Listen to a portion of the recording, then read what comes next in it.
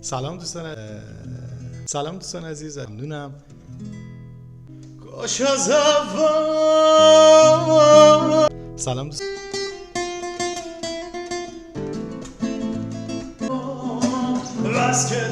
دوستان عزیز سلام دوستان عزیز سلام دوستان عزیز. ای خدا اصلا هیچ چی کار نمیکنه مغزم. سلام دوستان عزیز. اگه این کلیپ رو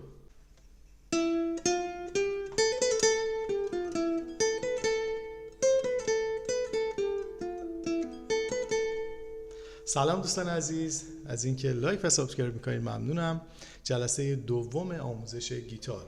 اگر این کلیپ رو توی اکسپلورتون دارین نگاه میکنین و علاقه به آموزش گیتار دارین، برگردین جلسه اول رو ببینین که آموزش آکوردها هست و حداقل باید 1 ماهی بگذره از اون آموزشتون تا تمرین کرده باشین. بیاین سر وقت ریتم.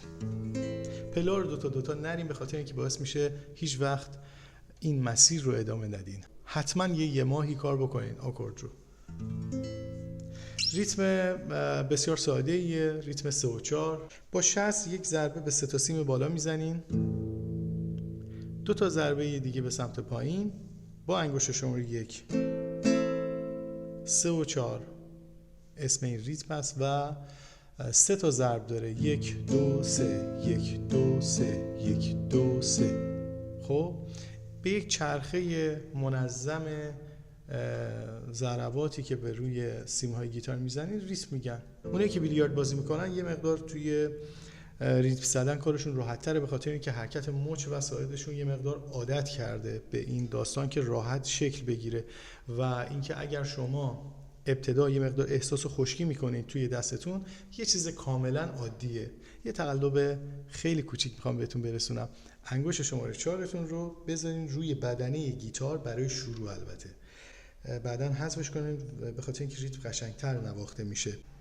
یه چیزی که خیلی مهم هست اینه که سرعت یک نواخت رو بزنین. مثلا اینجوری نشه که اولی رو کند بزنین بعد شروع کنین تون زدن. یه دل میگه برم یه دلم میگه نرم طاقت نداره دلم بی تو چه کنم. خیلی ساده است، فقط باید تمرین و تکرار داشته باشین.